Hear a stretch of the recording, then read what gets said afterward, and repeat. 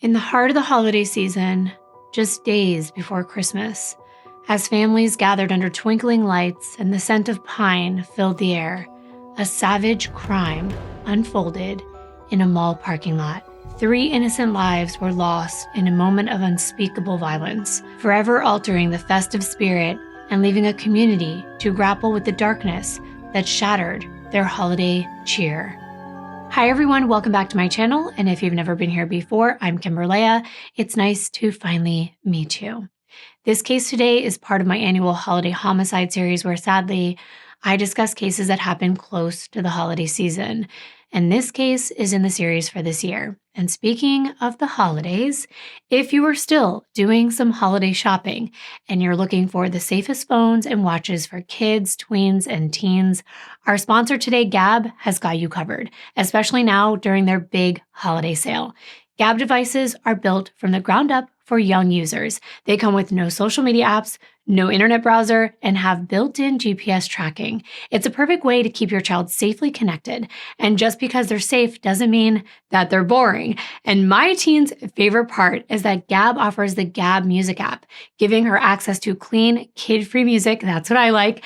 And for kids her age, she's 13, there's the Gabb Phone 4 Pro. And Shyla's excited to take her Gabb phone to an upcoming concert and take a bunch of photos because that is what is important to her right now. And of course, a bunch of holiday photos of cute little Mazzy.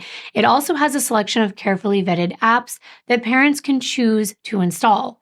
Plus, Gabb's unlimited talk and text service is paired with Gabb Messenger, the first messaging and video calling app designed with kids' safety as its top priority. It blocks high-risk messages and any content with nudity, let's say, before it ever reaches your child. This exclusive app works seamlessly with Gabb phones and has a companion app for parents, making it easy to stay informed and in control, unlike other safe devices that merely inform you of past activity.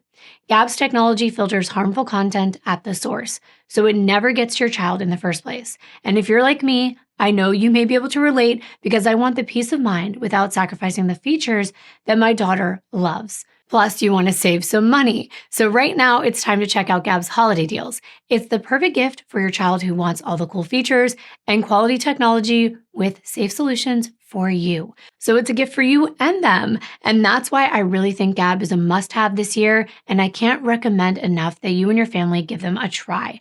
Right now, Gabb is offering huge discounts on phones and watches to new customers. And the best part? There's no contract required. Just go to gabb.com/Kimber to get started. That's Gabb, GABB.com/Kimber. Terms and conditions apply. And I want to thank Gabb for making today's video possible. Now let's get into the case for today. So today we're going to be starting this case by visiting Provo, Utah, where I'm going to be introducing you to one of the important people that I'm going to be talking about today. Her name is Ilona Grigorieva Flint. I might be saying that wrong because it is a Russian name. But first, let me set the stage for you and take you to Utah. I actually really like it there. It is very pretty. I've never been to Provo, though. Provo is a blend of beauty, opportunity, and faith. It's nestled against the Wasatch Mountains with its snow-capped peaks and Utah Lake shimmering. It's a vibrant city that offers a blend of natural beauty with breathtaking landscapes, a thriving economy with a strong focus on technology, innovation, and entrepreneurship. But I think it's most known for its strong religious community, where over 90% of its residents are members of the Mormon faith. Provo, Utah has a strong religious heritage, and the Church of Jesus Christ of Latter-day Saints plays a significant role in the city's culture and its community life. The city is home to Brigham Young University. It's a huge college town. There's hundreds of restaurants, and it's a very vibrant downtown area as well. This is where Ilona Flint grew up. But she wasn't born in Utah. Ilona was born on March 21st, 1991 in Naryan-Mar, a little town near the Arctic Circle in Russia. Her mother, Igna Valerievna Gorshkova, probably saying that wrong, said it was the coldest day in March ever on record, -34 degrees Celsius. And though Ilona was born in one of the coldest places on earth, she was one of the warmest human beings to those in need. Eventually, Ilona and her parents moved to St. Petersburg, Russia, and her mom said that one time, when she was only 5 years old, a really heavy crowd pushed little Ilona out of the train, and she was left alone on the platform. Her panicked parents rushed back on the next train to return to the station, and when they did, they found Ilona sitting on a bench, talking to everyone who passed without a care in the world. Igna said that Ilona never thought of people as strangers. She was open and loving to everyone she met. And she was a beautiful little girl inside and out, with her honey blonde colored hair and sparkling green eyes, and a distinctive tiny beauty mark that twinkled under her left eye's bright corner. I think Ilona is such a pretty name that I had never heard before this case, and you may wonder how Ilona got all the way from Russia to Utah.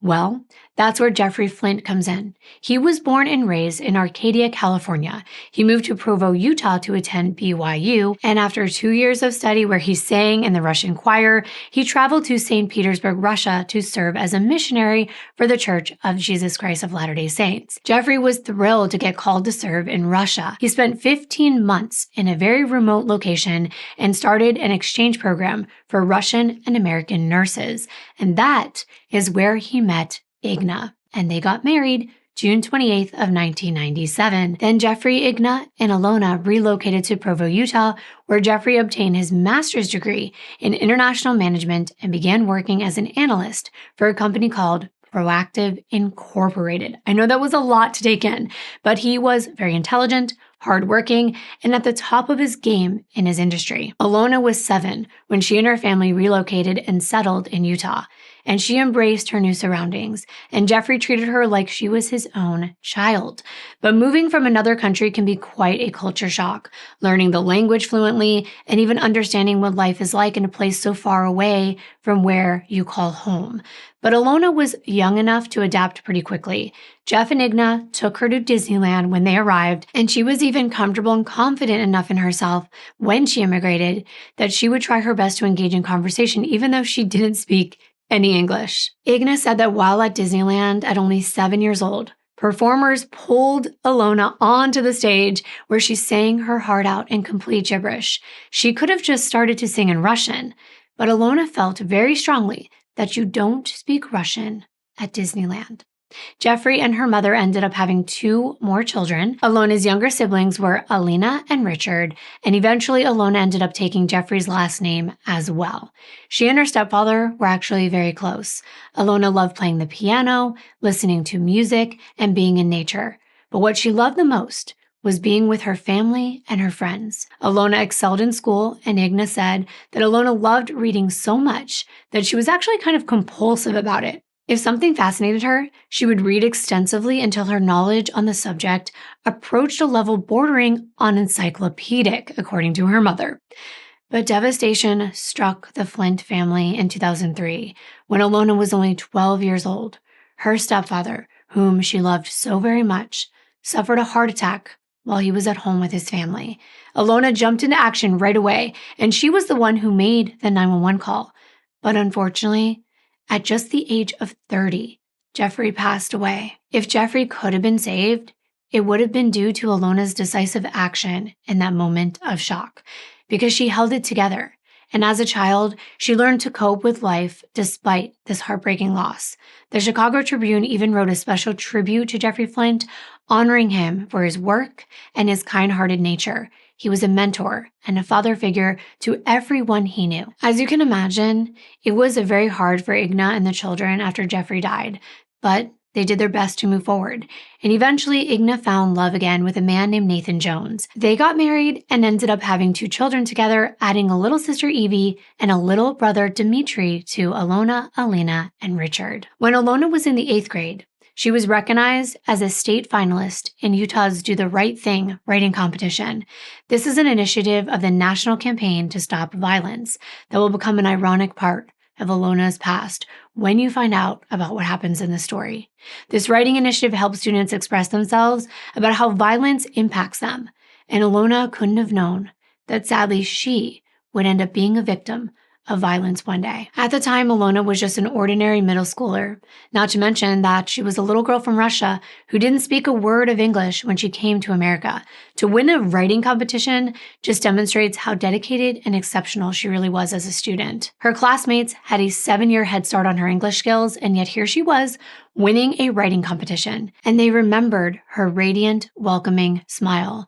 But Ilona was not merely physically beautiful, even though she really was gorgeous. She had a personality that captivated, whose presence uplifted and amplified the good energy in the room because she commanded it. She was confident. She held her own with anyone she spoke with, and her mother said Ilona was a mixture of several types in one. She was a budding psychologist, a fashion designer, and a revolutionary. In Igna's words, she was smart, but she didn't wear it on her sleeve.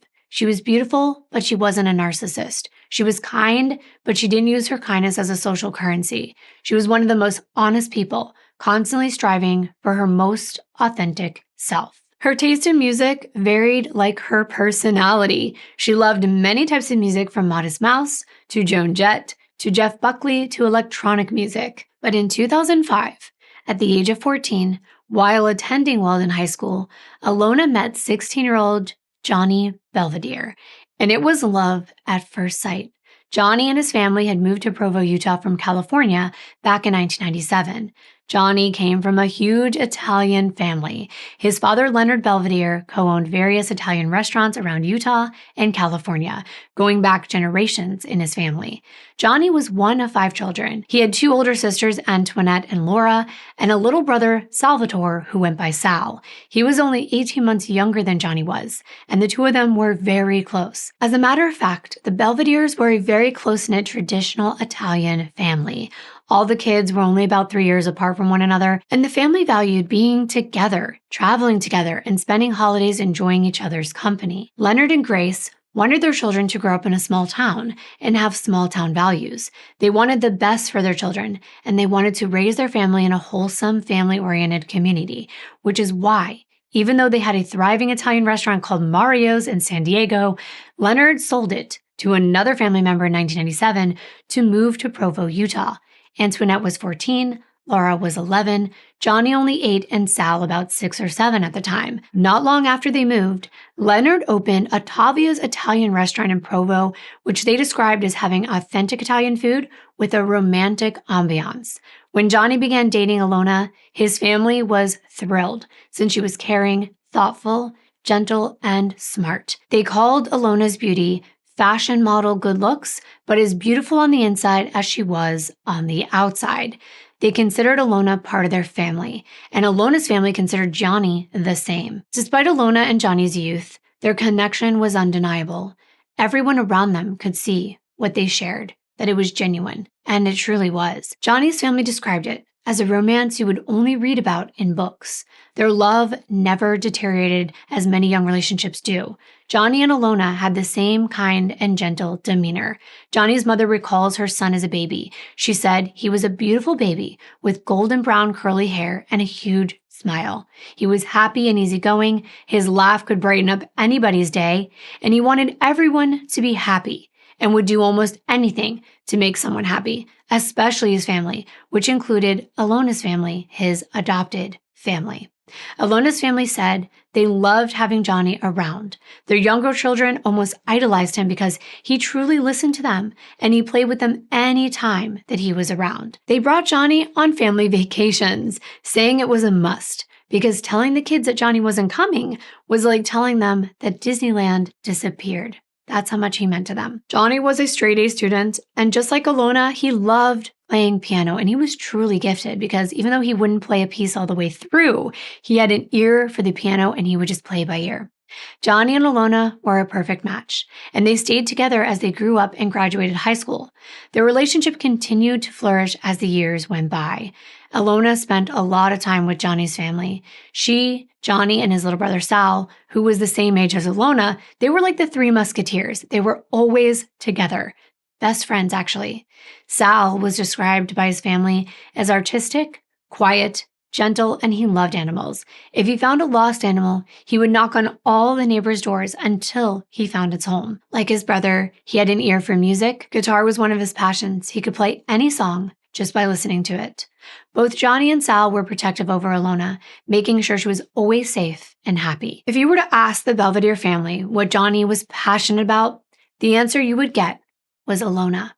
She was his everything. Johnny wrote poetry about his love for Alona, and Alona gave Johnny the motivation to make something of his life so they could have a life together that was as beautiful as he felt she was. Once the Belvedere kids were finished with high school and reaching young adulthood, their father closed the Utah restaurant and purchased back the Mario's restaurant from the relative he sold it to. And by 2011, the family was preparing to make the move back to San Diego. But of course, Johnny could not bear to be far away from Alona. He couldn't live in a world without her in it. So they both made a big decision. Johnny decided to make Alona his fiancée, and she decided to follow him and his family to California. Now, if you've never been to San Diego, I'd like to tell you what the area is like. It's a coastal town in Southern California, and it's definitely different from Provo, Utah, that's for sure. First of all, San Diego is consistently ranked as one of the top most expensive cities in the country. It's definitely not cheap to live there, but it is gorgeous. Living in San Diego would be like stepping into a perpetual postcard. The sun-kissed beaches stretching effortlessly for 70 miles would beckon you with their warm sand and gentle waves. You can enjoy surfing or sunbathing almost year-round, since it only rains about 22 days out of the entire year. It's a very laid-back lifestyle, but it is crowded. San Diego is a popular tourist destination, so it can get pretty packed during peak travel seasons and the holidays. There's also a limited job market, and the traffic can be a pain in the butt. But it is among one of the U.S. cities with the lower crime rate for its size. The Belvedere's got a 4-bedroom, 2-story townhome in the El Dorado Hills neighborhood. It was a very nice house with a really pretty view from their living room window. There was a cute loft area upstairs with a sofa to enjoy that view, and the rooms were very spacious. Upon arriving in California, Alona enrolled in courses at Grossmont Community College, while Leonard, Sal, and Johnny worked at the family restaurant. Leonard had purchased this restaurant back for his sons to be able to carry on the family name and the tradition. Johnny was the restaurant manager, and Sal was a chef. Both Johnny and Sal fit into their positions at Mario's perfectly. Johnny was outgoing, he was charming and charismatic. He was a people person who was business savvy, and Sal was artistic. He created each and every meal with thought and high standards. Eventually, Alona began working in retail, which appealed to her love for fashion. She worked at a vintage clothing boutique in an upscale area of La Jolla. The store was part of the Westfield Mission Valley Mall, and it was owned by Andre Briones. Andre wasn't just a boss. He became one of Alona's friends. That is how she was. She connected deeply with everyone that she knew, and she was the kind of person who was really listening to you when you talked. Alona was also a hard worker, and she was very focused.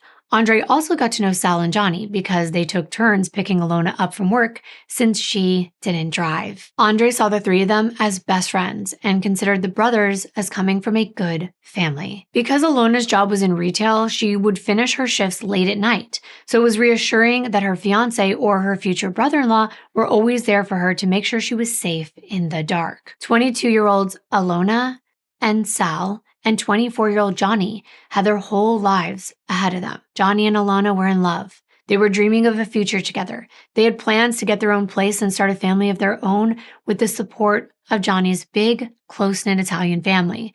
There was a lot of excitement, so much hope for what was to come.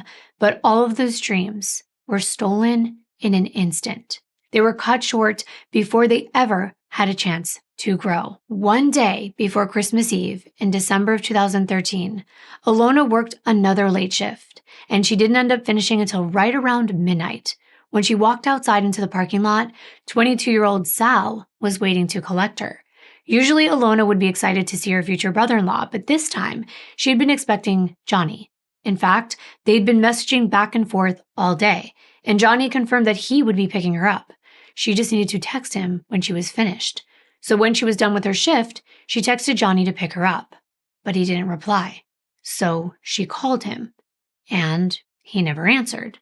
It got to the point where she had no choice but to call Sal and ask him to come instead. Luckily, They didn't live too far away, and Sal was home, so he jumped in his dad's car and went to go pick her up just a few minutes later. Now, when Sal got this call from Ilona, he thought it was very strange that Johnny never showed up and didn't answer any of her calls. So he tried to contact his brother as well, but there was no reply to any of his text messages or calls either.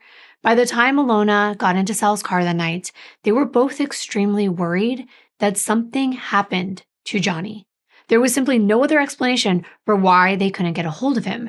Remember, Ilona was his world. He would never intentionally ignore her and not pick her up from work. They were both so worried that instead of heading straight home, they decided to make some calls. Ilona called several local hospitals, medical centers, and even jails, hoping that if he had been in some type of accident or had gotten in trouble, someone would have a record of him. But all she got was dead ends. It was nearly 1 o'clock in the morning, and Ilona didn't want to wake up Johnny's parents until she tried every other number she could think of. Ilona made a number of phone calls that night, but it was her last one that would change their lives forever. At 1:11 a.m., Ilona dialed 911. She told the operator her location was in the parking lot of the Westfield Mission Valley Mall, and then she said that she had been shot. After that, Ilona didn't say another word, but the call stayed connected for another 15 minutes. And sadly, in the background, you can hear someone struggling to breathe. Now, I do have that call. I'm going to warn you, it can be hard to listen to. But let's listen in. 911 emergency, what are you reporting?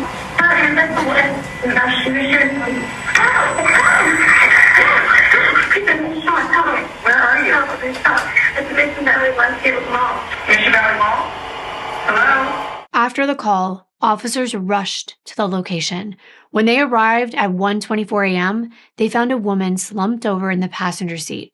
She showed no signs of life and sadly was pronounced dead at the scene. She had been shot multiple times. At least one of those bullets had hit her in the back of the head, and another had hit her in the back of the shoulder.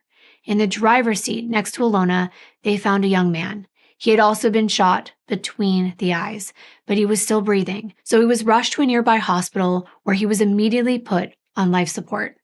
Once the scene was clear, the vehicle and the parking lot were cordoned off as a crime scene. Now, I was able to purchase some of this footage from a news station, and you can see the black Toyota.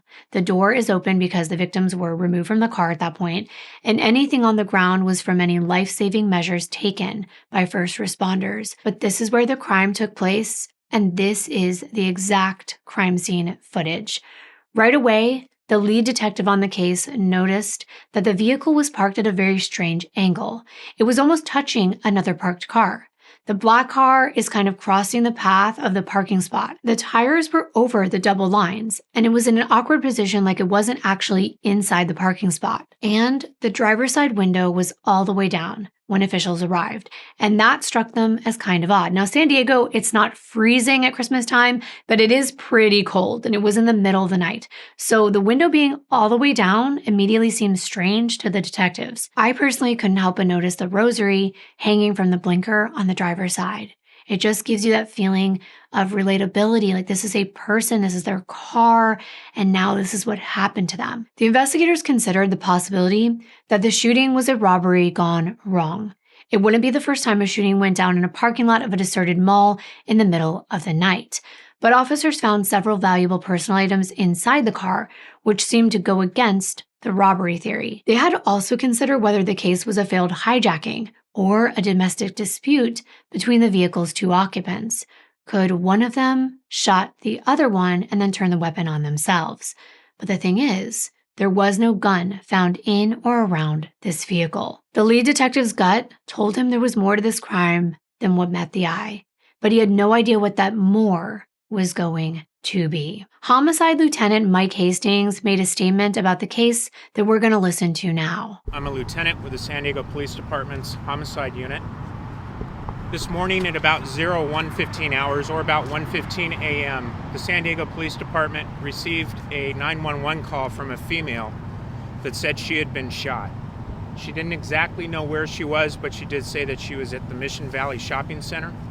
Officers were able to locate a vehicle in the 1600 block of Camino del Rio North. Inside of the vehicle, they found 2 people that had been shot. The female, in her 20s, unfortunately, was pronounced deceased here at the scene. There was also a male inside of the vehicle, also in his 20s.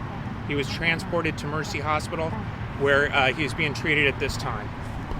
Both people, as I said, were sustained gunshot wounds to their upper torsos, including their heads.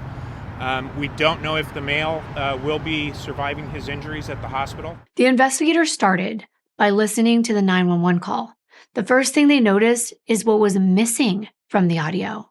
The woman gives her location and asks for help, and then she says, I think I've been shot. But there was no sound of any gunshots on that call. So either the shooting had occurred before Alona made the call, or the gun had been silenced. But why would she say, I think I've been shot, if she had already been shot before she dialed 911? Officers knew from the shell casings found in the car that the weapon had been a .22 caliber gun. Even though these aren't the loudest weapons, it should have been audible in the background of that call, which meant the gun had to have been fitted with a silencer. Now, this might not seem like a big deal, except think about any of the movies you've seen where the shooter uses a silencer. What do most of those killers have in common? They're more than likely either an assassin, a contract killer, or someone with experience in making a clean getaway. This factor made the investigators believe that the attack on this man and woman in the car wasn't the work of an amateur, and it was unlikely to have been random. The use of a silencer suggested their shooter had planned this assault and intended to leave as little evidence behind as possible. It was looking more like an execution than a random act of violence. The next critical piece of evidence they needed to gather was CCTV footage from this mall. Detectives knew that this would likely show them exactly what happened in the minutes before and after the shooting. Except when they spoke to the mall management, you could have guessed, they found out that many of the cameras were not even working, and they hadn't been for some time. There was only one camera, which was operational on the side of the mall where the shooting had taken place. It captured the female victim leaving the mall and walking towards the edge of the parking lot and then disappearing into the darkness. None of the cameras covering the parking lot were working that night. Identifying the victims of the shooting was also challenging. The vehicle's license plate was from Utah, and it was registered to a man named Leonard Belvedere. But when they looked at his age, he was much older than the vehicle's occupants, and there was no San Diego address associated with him. The woman found in the car was holding a purse, but there was no identification inside. It was only when they went through the belongings in the car that they found a passport with the name Salvatore Belvedere. The photo and the birth date actually matched the male who had been shot in the driver's seat and was transferred to the hospital. But passports don't have an address on them, so there was no way of knowing where Sal and Leonard lived. All the officers had to go on was Sal's passport and Leonard's vehicle registration. At this point, they had no name for the young woman who had been shot and no way of contacting or identifying the victim's next of kin. Thankfully, one of the officers was quite tech-savvy, and he was able to track down an address for someone he thought might be the Leonard Belvedere that they were looking for. And at around 7 a.m. on Christmas Eve morning, the lead investigators knocked on the front door of that home. When Leonard answered the door, they confirmed that he was indeed the owner of the vehicle that the officers were asking about. When they gave them the name from the passport, which they found inside the car, he identified himself as Salvatore's father, and moments later, he discovered that his son had been shot and was in critical condition at the hospital. When investigators described the woman who had been found in the passenger seat, Leonard immediately knew they were talking about Alona. When officers asked about the relationship between Alona and Sal, he shared that Alona was actually his other son's girlfriend. And then he said something that made the hairs on the back of the officer's neck stand up. Leonard hadn't been able to get a hold of Johnny since the previous evening. In other words, Alona was dead, Sal was shot, and Johnny was missing. The detectives' minds immediately went to the worst-case scenario. Was Johnny somehow involved in the murder of his fiancée and brother? Alona had been in the car with her boyfriend's brother. So was the shooting a result of some kind of love triangle? Had Johnny found them together and just lost it? Figuring out the reason for the shooting would come later. What they needed to do first was find Johnny. Leonard gave them a description of his son and the details of Johnny's vehicle, which was also missing from their home. It was around this time that investigators were notified about another 911 call that had come in just 3 minutes after Alona's. This was from the same parking lot. 2 women had just finished their shifts at a store in the mall when they noticed something strange. The women had been walking towards their vehicle when they noticed that another vehicle had parked right in front of it so that the bumpers were almost touching. But that wasn't what made them call 911. They saw a man standing at the driver's side window of their car looking inside. When the man was aware of their presence, he jumped in the other car and then drove away. The woman described him as a male, average height and weight, with long, dark hair. He was wearing a long-sleeve shirt and tan pants. The women had last seen the vehicle drive out of the parking lot towards Camino del Rio North. I love that they're giving a description that's like average weight, average height. I'm not even sure what that means. But it did match Johnny's description in a way, and the vehicle matched Johnny's car as well. So it was looking more and more like their missing man could be involved in Sal and Alona's shooting. It does make you think of the most likely scenario, that Alona and Sal, who were the same age, had gotten close and were caught hooking up, and then Johnny went into a rage. It's the most classic of motives. With this information, officials put out a missing persons bulletin for Johnny and an APB for his car. He was described as an Italian-American man with brown hair and brown eyes, 6 feet tall, 165 pounds, and likely driving a 4-door dark green 2004 Toyota Camry with the Utah license plate B154VZ. While the search was underway, the Belvedere family faced an unbearable reality. They spent Christmas Day at Sal's bedside, hoping that he would survive the gunshot wound to his head, and the thought that his own brother put him in this condition was even worse. Their hopes were shattered when the doctors informed them that Sal was actually brain dead, and sadly, he was pronounced dead only 2 days after Christmas. It was a real family tragedy. To honor Sal's memory, nearly 100 people gathered on Crystal Pier in Pacific Beach as the sun began to set. This was a special place because Sal loved to surf there and just look at the ocean. The following day, Paul Donato, Salvatore's cousin, issued a statement saying that Salvatore had a rare blood type and was an organ donor. The family agreed that Sal would have wanted his death to mean something, and they were able to donate his heart to save someone else's life. He said, quote, "Even through this tragedy, his precious heart now beats in someone else. What better way during the Christmas season to give the gift of life?" End quote.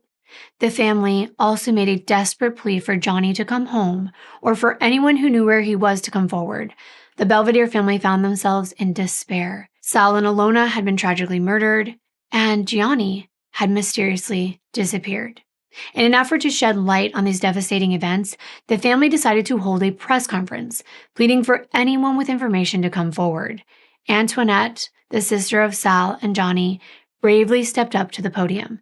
Her voice was shaking with emotion. She said, "Johnny, if you're watching this, or if anyone knows where our brother Johnny might be, please, we need him to come home." Her eyes were filled with tears as she said, "We love you and we miss you very much."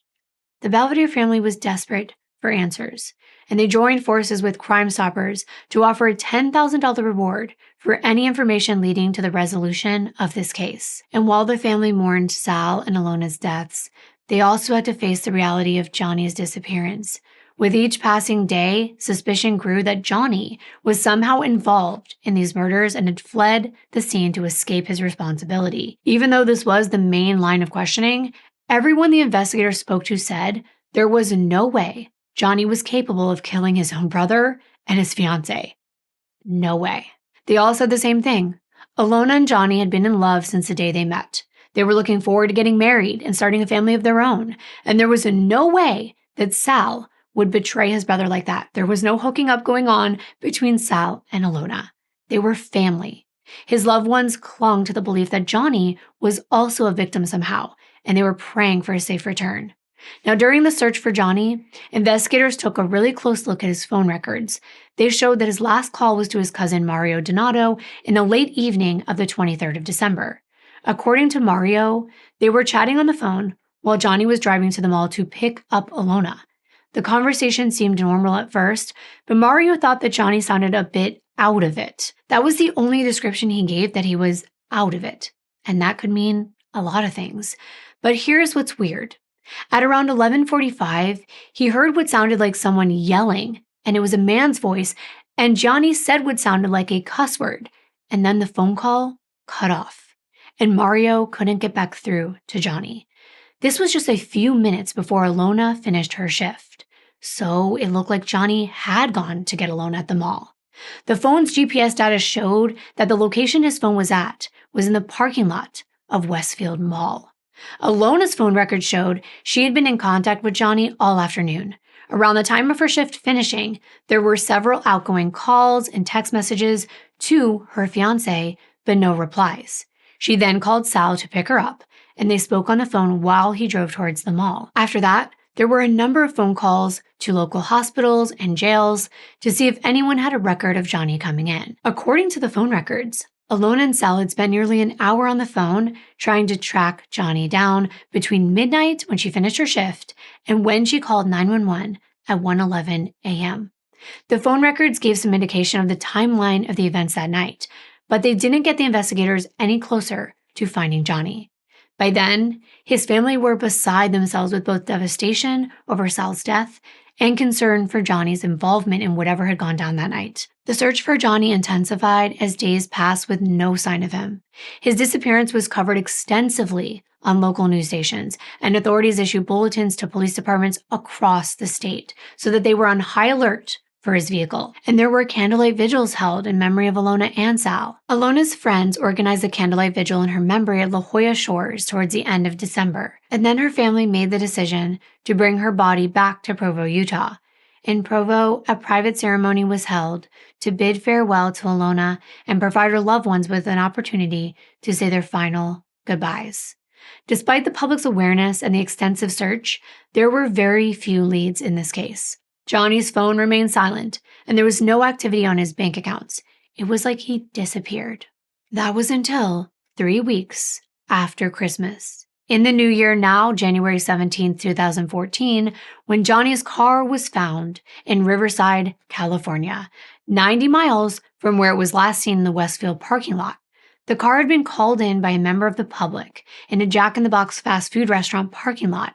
It had been sitting there for a few days, according to the employees, and that's when they noticed a very bad smell coming from the car and what they thought could be blood on the front seat. When the caller provided the license plate details, it was connected to the missing persons report for Johnny Belvedere. The vehicle was secured, and investigators from San Diego traveled to go examine it.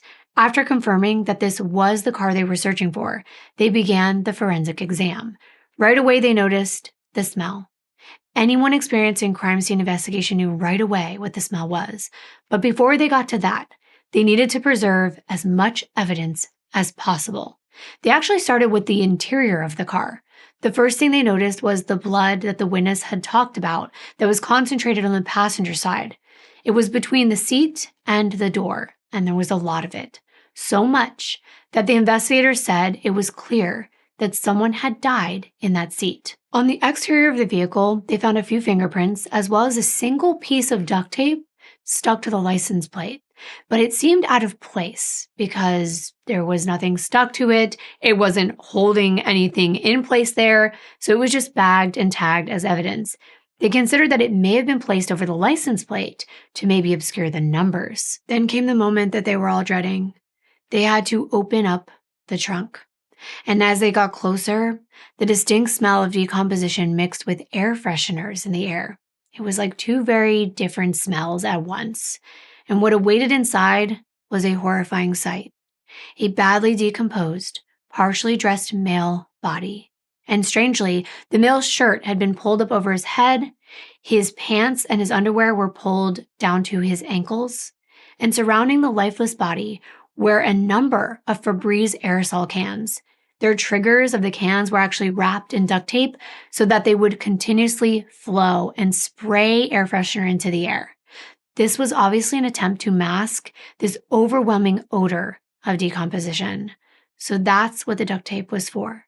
Due to the advanced state of decomposition, this body was unrecognizable, but they could tell it was male, and that had been in this trunk for approximately 2 to 3 weeks. In other words, he had most likely been killed around Christmas time. The victim had been shot through the head behind his left ear. To achieve this angle, the shooter would have had to stand behind him and to the side. It was another execution-style hit. And after the vehicle was examined at the spot that it was found, the body was then removed and taken for an autopsy. It was eventually identified through the use of dental records, and the body in the trunk belonged to Johnny Belvedere. The discovery of Johnny's body in the trunk of his own car was a devastating blow to the already grief-stricken Belvedere family, who had tragically lost both Sal and Alona. Despite their heartache, the family was still clinging to a glimmer of hope that Johnny was still alive and would be found safe.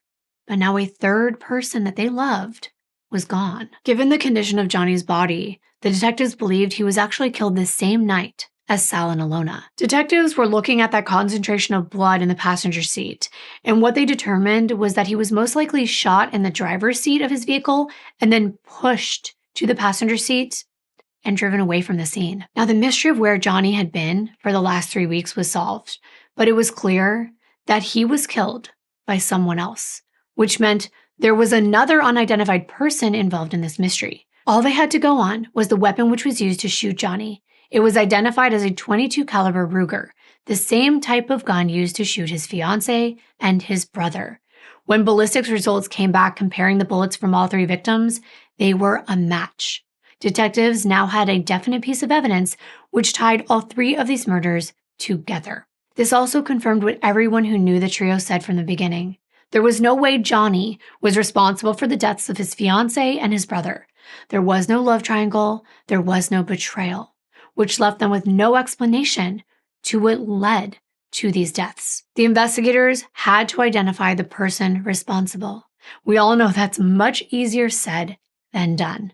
They only had a vague description of a man in a parking lot who had been seen driving away in Johnny's car.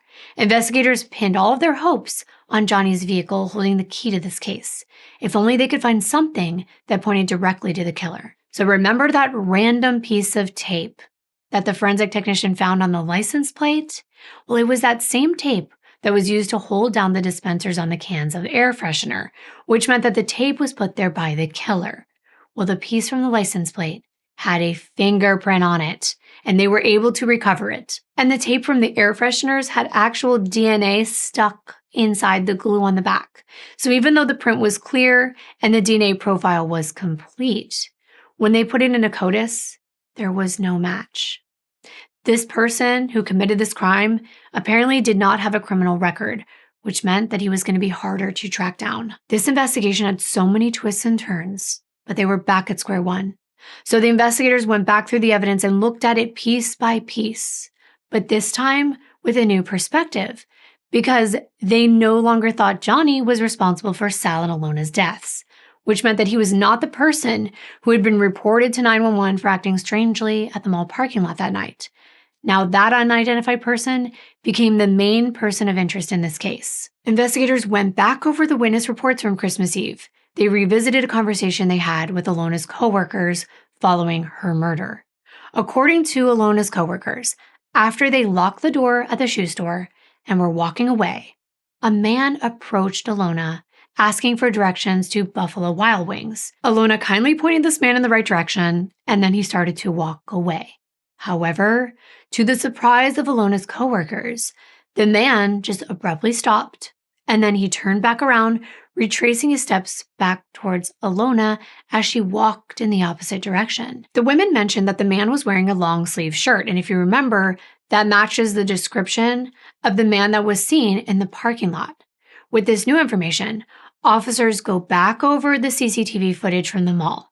They retrieve a few seconds of footage which shows Alona leaving the mall and walking towards the parking lot. When they keep the tape going, they captured a split-second shot of a man walking in the same direction, a little bit behind Alona. The man matches the description of the person she gave directions to with those 2 witnesses there. It was now looking like the detectives might have landed on a suspect, so they spoke to the restaurants in the food area for CCTV footage from around that time. A few days later, they found images of a man Going to the Buffalo Wild Wings restaurant not too long after his interaction with Alona, the man was able to be identified thanks to a credit card receipt for a small purchase at the restaurant. Officers then spoke to this man about his movements that night, and he confirmed he did ask a woman for directions, and then he visited the Wings restaurant. Then he left the mall and went home. After his alibi was checked, the man was eliminated from the investigation. So of course, with this dead end, the investigators have to explore another possibility. And that was that maybe a member of the Belvedere family had something to do with the murders. They were part of an extremely large Italian family. So the investigators couldn't overlook that this could be some kind of mafia-style hit.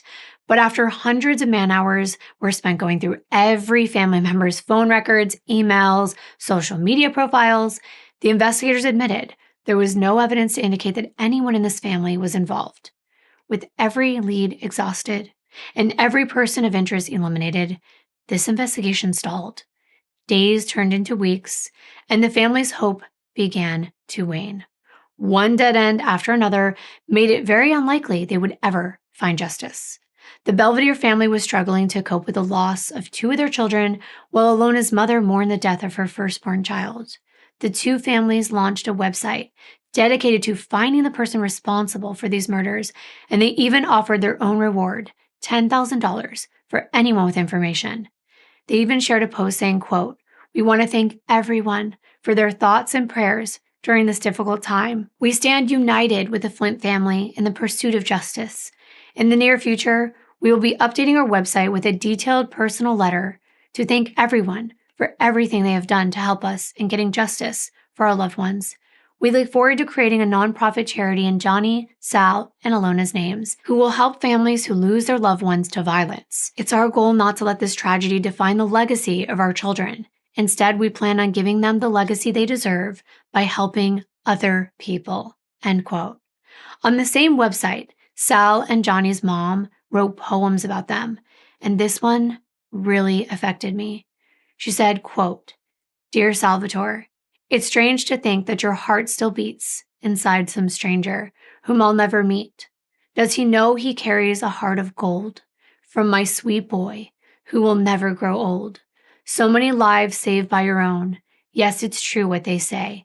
The life goes on. Love from your mother." End quote. I can't imagine being a mom and losing two of my children in one night. And she said this about Johnny, quote, "Paying tribute to one so dear with mere words is not easy, but we hope that these words will let him know what Johnny meant to all of us. I remember years ago, you were so little then. Sometimes I can't help but wish that you were small again. You were my firstborn son with curly brown hair, full of love and laughter that made us tear. I'm filled with mixed emotions as I hold back all the tears, and with much pride remember back so many years. When I first held you in my arms, if only I had known, the years would feel like moments after you had grown. You aren't a child, though in my eyes, I guess you'll always be my baby boy. Love, Mom and Dad." She also mentioned on this website that Johnny and Sal were 18 months apart and they were found dead 18 days apart from one another, and that they were inseparable. They were partners, brothers, and they were friends. And that Johnny could never live in a world without his brother and his fiance, the love of his life. And now they never have to. It's extremely hard to think about daily, on a daily basis, what it feels like to lose half of your family. Just when it seemed like this case might actually go cold, a seemingly unrelated series of events would emerge, which offered a glimmer of hope again. At 4:45 a.m. on January 18, 2014, a man was stopped at the San Clemente Border Patrol checkpoint on Interstate 5 in California. And for those of you that are not familiar, these interior Border Patrol checkpoints are set up by the U.S. Customs and Border Protection on highways within about 100 miles of the U.S.-Mexican border. And they're designated as a backup to the main border crossing. And the agents at the interior checkpoints will check immigration status and can catch anything illegal like contraband, like drugs or weapons. Border Patrol agents usually ask drivers and passengers about their citizenship, and sometimes they will use canine units to sniff for drugs. If anyone seems suspicious, they will pull the vehicles aside for a closer inspection, just like at any major border crossing. And that night, a border agent sensed something was very off about a man who was stopped at a checkpoint. He seemed distracted, and when he was asked about weapons, he declared that he had a rifle in the back of his car. Now, he didn't have a license for this weapon, and his vehicle was then pulled aside for a more thorough inspection. And that agent found an AR-15 rifle in the back seat, and he also found about 100 rounds of ammunition, a .45 caliber handgun, a homemade silencer, and a pistol with a threaded barrel. Now, the AR-15 and the pistol were considered assault weapons in California. So this man was taken into custody on suspicion of gun violations, but due to the extent of the weapons that he was carrying, the border agents wondered if he might be connected to something more serious. So the border agent then called his supervisor, and they were advised to seize all of the weapons and find out anything they could about this man behind the wheel. The driver was Carlo Mercado, a 29-year-old from San Diego. He had no criminal record and was the registered owner of 2 legal firearms. Now, Carlo's guns were taken away, they were confiscated, and after being processed at the checkpoint, he was released from custody. But what he didn't know is that a federal agent was actually assigned to follow him, find out more about him, because he was going to be charged with various gun violations. These included possession of an assault weapon, or the AR-15, and a threaded barrel handgun, 5 magazines for the AR-15, 2 of which were high capacity, and a possession of a silencer. All of these are federal violations and can result in pretty serious charges. Now, it was actually 3 months later after they were investigating him, on the 29th of April, that federal agents visited Carlo's home to arrest him for these weapons offenses. But when they went there, no one answered the door, and they didn't have a warrant to enter the home. The lead agent could hear people talking inside the home, though. So instead of leaving and coming back another day, he decided to get his team to park down the street from the house and watch to see if anyone came or went from the property. And their patience paid off. 10 minutes before they were going to head home for the night, they actually saw Carlo walk out the front door and get into his car that was parked in the driveway. They decided to box in his car, and they arrested him without incident. He was charged with 3 weapons-related felonies and a misdemeanor. Carlo pleaded guilty for possessing a loose silencer, and as part of the court proceedings, he was required to submit a sample of his DNA. When the profile was then loaded into CODIS, it came up as being a match for the unidentified person who was wanted in connection with the 3 murders of Alona, Sal, and Johnny in San Diego. I was like, wait a minute. What? How? Like, who is this person? Well, remember that DNA from the tape in the trunk with Johnny's body? Well, it was also a match for Carlo. And now when the investigators from this triple homicide contacted the agents who arrested Carlo on the weapons charges, they shared that they were searching for a .22 caliber Ruger, which was used to carry out their murders. And the agents confirmed they had actually seized several guns as well as the silencer, and one of those weapons was in fact a .22 caliber Ruger. The guns were now being held at the police station in lockup. And now that their weapons case was over, they were able to transfer these weapons to the San Diego Ballistics Lab that same day. And sure enough, the lab confirmed that the .22 caliber Ruger taken from Carlo was the weapon that was used to murder Johnny, Alona, and Sal. But why? Who was this person? On Friday, June the 20th, 2014, 6 months after the shootings, Carlo Mercado was arrested on 3 counts of murder. And then search warrants for his phone, his computer, and his house turned up a mountain of evidence, indicating to the police that they had found the person responsible for the triple homicide. In fact, on the 24th of December, a few hours after the shooting happened, Carlo actually Google searched shooting Mission Valley Mall. This was before the story had even made the news. This man was clearly looking for information about this crime to see if they were on to him. They also found gun manuals and instructions for making a homemade silencer for a .22 caliber handgun. The presence of the same exact liquid electrical tape was used to create a homemade silencer, and had also been used on the Febreze cans in Johnny's trunk. This added to the evidence against him. Investigators also discovered numerous violent video games, okay, that was their perspective, but in his possession. I don't actually feel that video games usually relate to someone actually being violent, but they seem to always come up, even in the case that's happening right now with the United Healthcare murder that occurred in New York. I don't know, you tell me. But further examination of Carlo's cell phone did reveal more disturbing details connected to the case. It was discovered that he had given his phone the name Assassin, which raised suspicions about this person's interests and also their mindset. Additionally, investigators found a bookmark URL on Carlo's phone that led to a list of the top 50 assassin movies on IMDb. Another fact that may or may not contribute, but there we have it.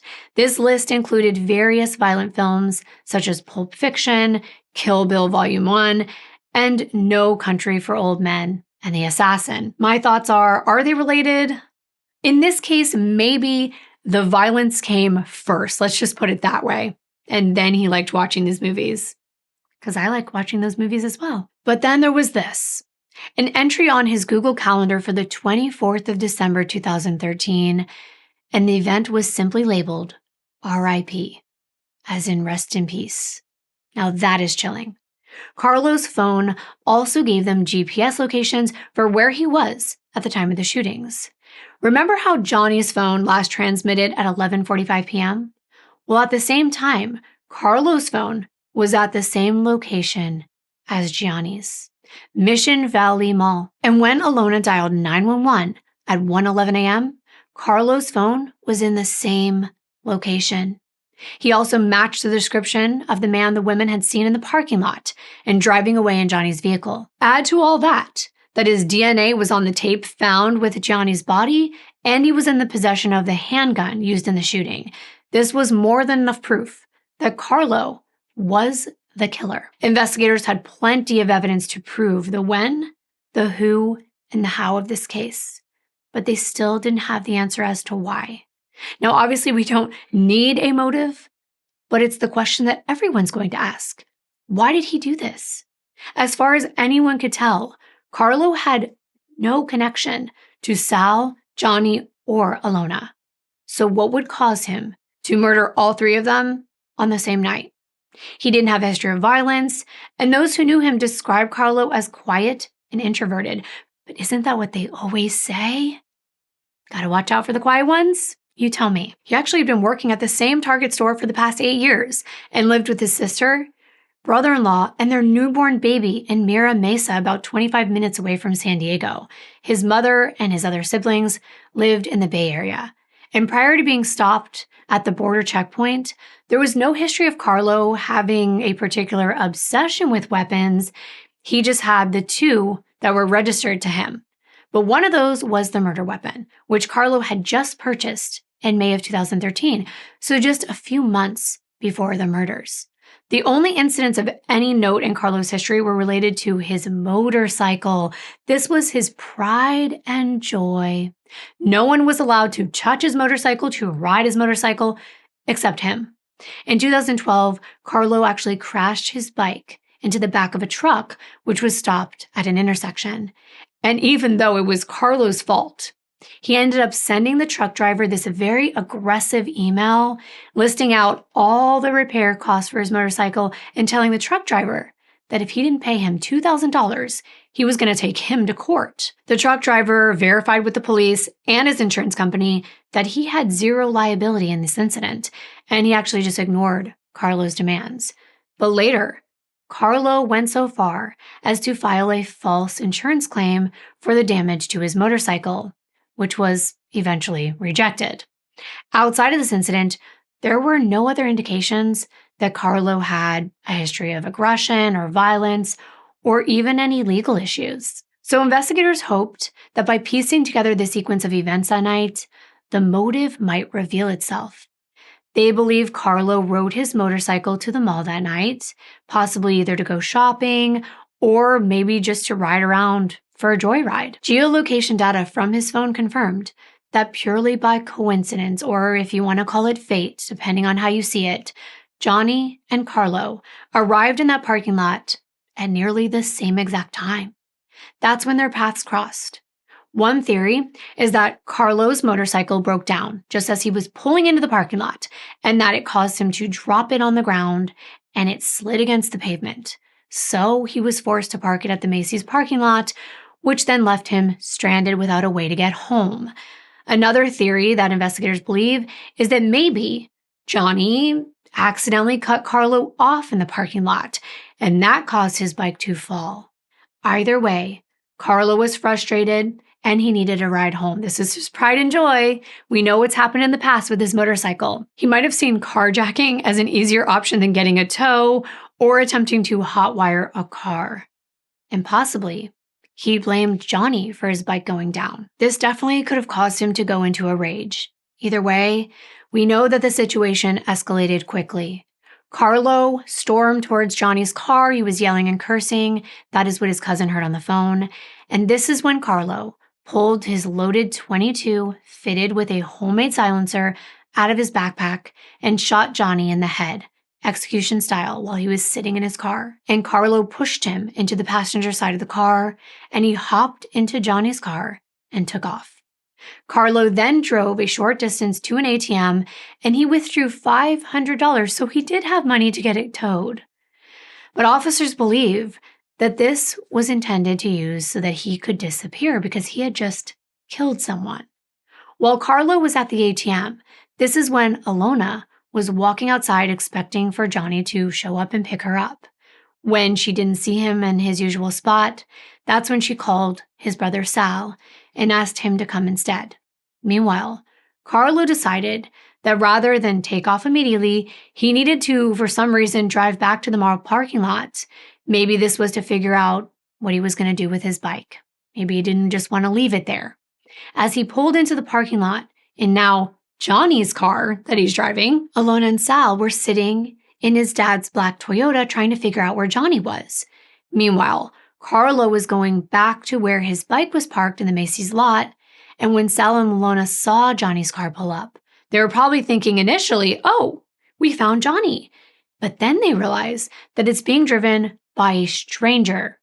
That's when Sal most likely tried to block the car in, which is why it's parked in an odd position. He rolled down his window, remember it was open? And there was some kind of confrontation. Alona then picked up the phone to call 911 to report the car is stolen, which is when Carlo got out of Gianni's car, came around to the driver's side, and shot Sal between the eyes, knowing that they'd seen him and that they could identify him. Then he walked to the passenger side and he shot Alona in the back of her shoulder and then in the back of the head while she was on the phone with the dispatcher. Then he grabbed Sal's cell phone and his car keys and got back in Johnny's car and left. What's really chilling, and I could see this too, I looked through the footage and I saw it, I can show it to you right here. When investigators look back through the crime scene photos taken on the night of the murders, they could clearly see Carlo's motorcycle parked in the background only 100 feet away from the crime scene. After he shot 3 innocent people, Carlo was forced to abandon his pride and joy in that parking lot in order to make his getaway. The next day, he returned to the mall with a rented U-Haul truck, and he collected his bike. While Sal was being declared dead, Carlo then staged a fake accident with his motorcycle. He orchestrated the whole thing on Christmas morning, December 25th, 2013, at 9:04 a.m. He meticulously captured numerous photos of his motorcycle positioned on the ground at a busy intersection near where he rented the U-Haul the previous day. Carlo executed this elaborate scheme because he was trying to conceal crucial evidence, his motorcycle. It held the potential to implicate him in the murders of Johnny, Sal, and Alona. So Carlo filed yet another false insurance claim, saying that he swerved to avoid hitting a small animal that was running across the street, and his motorcycle fell off a trailer behind the U-Haul he rented. This time, the insurance actually paid out, and the bike was loaded in the rented U-Haul to be carried away. Then Carlo parked Johnny's vehicle at the home he shared with his sister and brother-in-law, and he taped a false plate over the license plate on Johnny's vehicle and drove it to Riverside to abandon it. He poured baking soda in the trunk, and he unloaded several cans of Febreze to conceal the smell of Johnny's decaying body.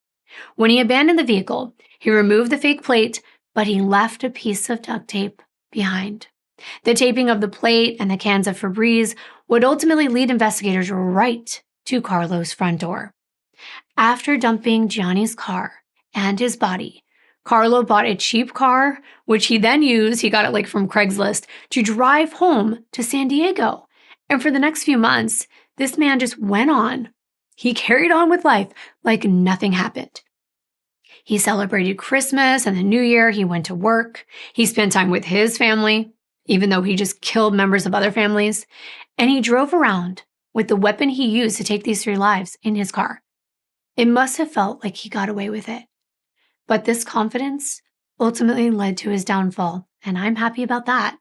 With all the evidence at hand, it looked like the motive for Sal, Ilona, and Gianni's deaths was a simple road rage incident, and Carlo's fantasy of being some kind of high-powered and dangerous assassin. He named his phone Assassin. The only thing his phone killed was his alibi. The day after Carlo was arrested, his lawyer said that he was not involved and that they would prove he was innocent. They said he was loved by his family, that he'd never been in any trouble before, and he is adamantly denying any involvement whatsoever. And they even said, you see, he's very quiet, he's unassuming, he's soft-spoken. He's clearly not someone who fits the mold you would suspect to be guilty of crimes like this. And his lawyer fully believed that he would be acquitted once they had all the evidence so they could fight it in court. 3 days later, Carlo pleaded not guilty to 3 counts of murder and a special allegation for the use of the handgun. Each count carried a sentence of 25 years to life. At this point, Carlo would have been eligible for the death penalty if he was convicted of more than 1 murder. Just 3 months later, in September of 2014, Carlo's attorney announced they were going to take a different approach. He asked that all criminal proceedings be suspended because his client needed to undergo a mental capacity exam. Carlo had been weak after he was arrested, he was unresponsive, and this prompted authorities to place him in a safety cell for observation.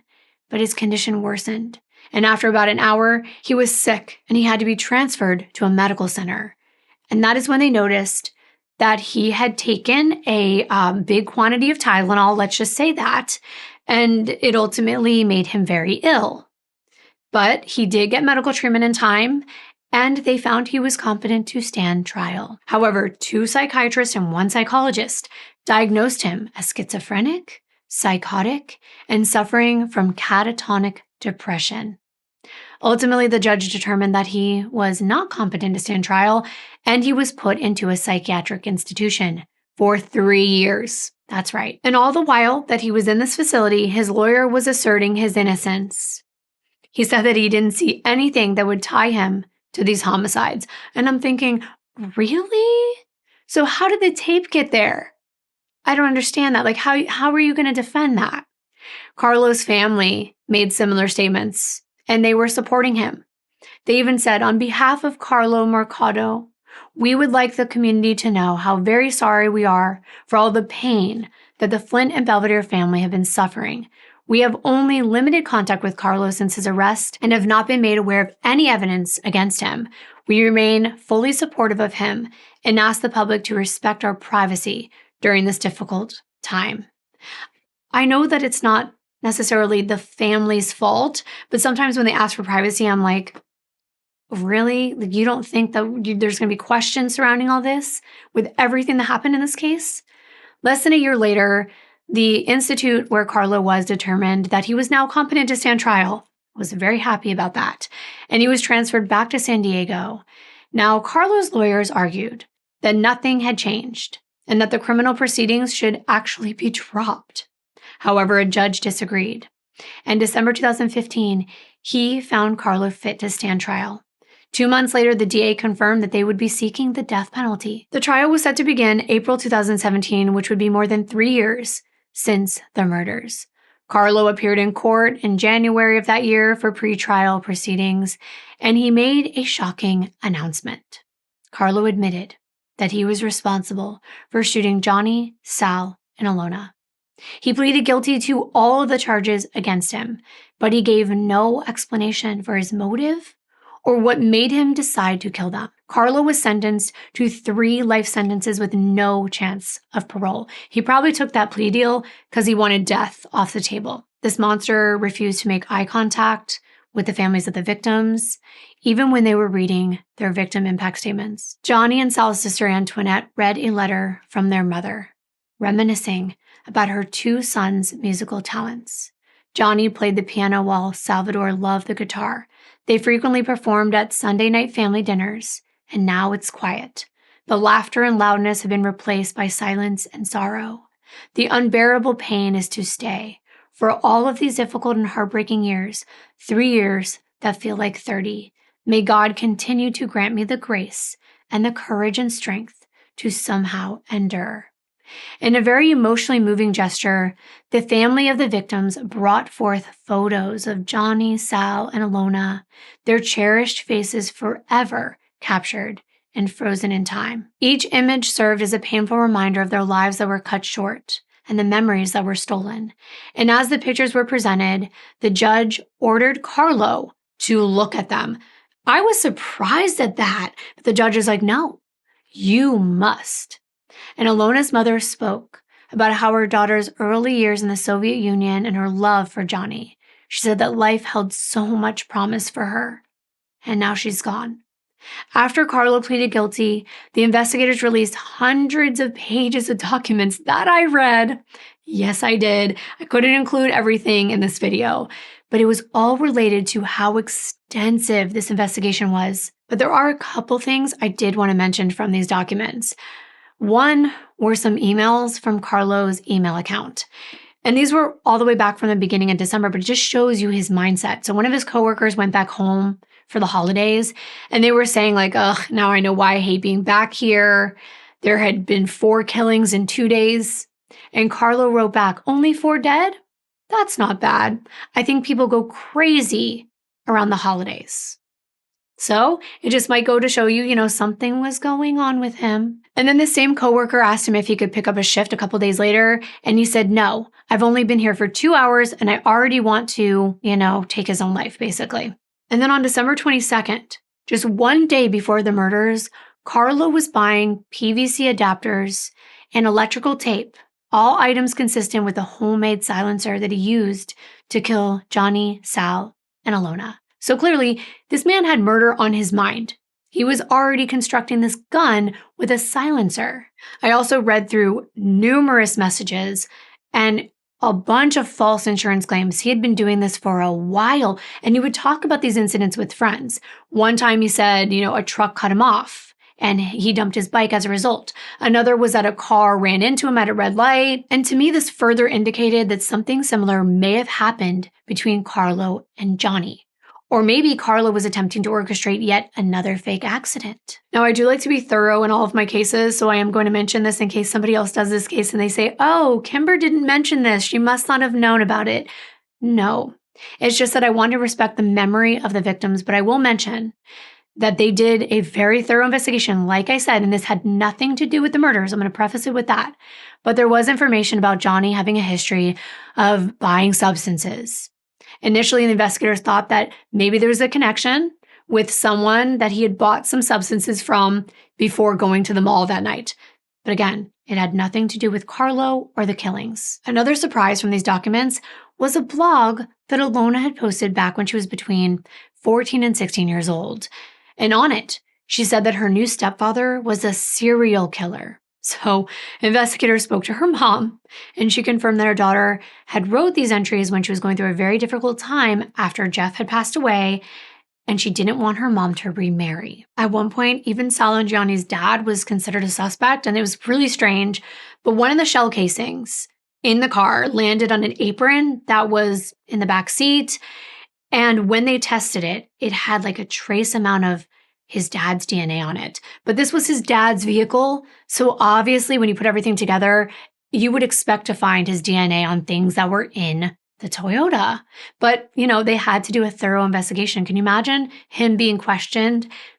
It happens all the time. And I was actually impressed that when this case was looking like it was going cold, the detectives had requested 63,934 voice calls that had pinged from the nearest cell tower in Mission Valley. They do this all the time. They're trying to find out what phones are in the radius, like who was there. This is how I think they might have even found Brian Koberger, knowing that he was in this location, but that's a whole other story. And they use a timeline of a Lonas 911 call to narrow these calls down to 711, and they were all looked into. But what was interesting is that Carlo's name never came up during this time, but maybe that's because they used voice calls. I think voice calls are easier for the pings. They weren't looking into any other kind of activity on a phone. And even when the evidence indicated Carlo was responsible, the investigators explored every single angle because they wanted to be sure. They went through more than a year's worth of phone records from all three of the victims to confirm they never had been in contact with Carlo ever. If it wasn't for the fact that Carlo was trying to escape to Mexico and going through that checkpoint with illegal weapons, I'm not sure they would have been able to find him so easily.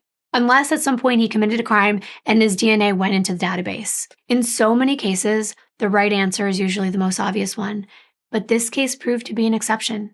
The truth was both simpler and even more tragic than any theory the investigators had considered. Alona, Sal, and Johnny died after a random encounter with a stranger in a mall parking lot. That's it. Before we end, I want to read you something from Johnny and Sal's mom, Grace. She wrote this on the website dedicated to them at the time. It's no longer up. She wrote, I came across this quote from Rosamund Flincher from a book called September. Perhaps if Johnny could, he would tell us the following to comfort us. Death is nothing at all. It does not count. I have only slipped away into the next room. Nothing has happened. Everything remains exactly as it was. I am I, and you are you, and the old life that we lived so fondly together is untouched, unchanged. Whatever we were to each other, that we are still. Call me by the old familiar name. Speak of me in the easy way which you always used. Put no difference in your tone. Wear no forced air of solemnity or sorrow. Laugh as we always laughed at the little jokes that we enjoyed together. Play, smile, think of me, pray for me. Let my name be ever the household word it always was. Let it be spoken without effort, without the ghost of a shadow upon it. Life means all that it ever meant. It is the same as it ever was. There is absolute and unbroken continuity. Why should I be out of your mind because I am out of your sight? I am but waiting for you, for an interval somewhere very near, just around the corner. All is well. And I just want to thank all of you so very much for being here for this video. And I hope you have a wonderful holiday season, even though we have to talk about such sad things. Hold your family tightly, love them deeply, and I will see you in my next video. Bye.